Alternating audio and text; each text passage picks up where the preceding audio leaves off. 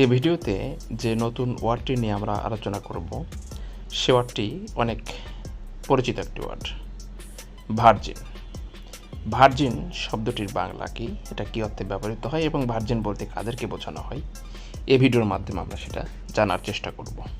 শুরুতেই ভার্জিনের ডেফিনেশন বা সংজ্ঞাটি দেখুন। A person, typically a woman, who has never had sexual intercourse,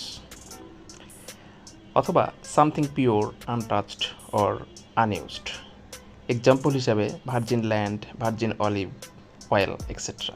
অর্থাৎ ভার্জিন সাধারণত একটি মেয়ে মানুষকে বোঝায় যার কখনো যৌন সঙ্গমে লিপ্ত হয়নি। এছাড়া আমরা বলতে পারি কোনো কিছু খাঁটি, অস্পর্শকৃত বা অব্যবহৃত কোনো কিছু, এটা হতে পারে ভার্জিন ল্যান্ড অর্থাৎ কোনো ভূমি, অথবা ভার্জিন অলিভ অয়েল, একেবারে পিওর অলিভের তেল আর কি। দেখুন সেন্টেন্স কীভাবে ব্যবহার করা যায়। She is a virgin and wants to wait until marriage. অর্থাৎ সে কুমারী এবং বিয়ে পর্যন্ত অপেক্ষা করতে চায়।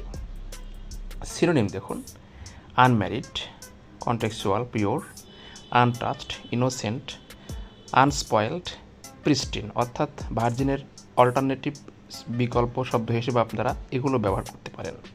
এখন দেখুন যে ভার্জিন শব্দের বাংলা অর্থগুলো কী। ভার্জিন শব্দের বাংলা অর্থ হচ্ছে কুমারী, অবিবাহিতা, যিনি যৌন মিলনে লিপ্ত হননি, অক্ষত, অপ্রচলিত, অপরিষ্কৃত।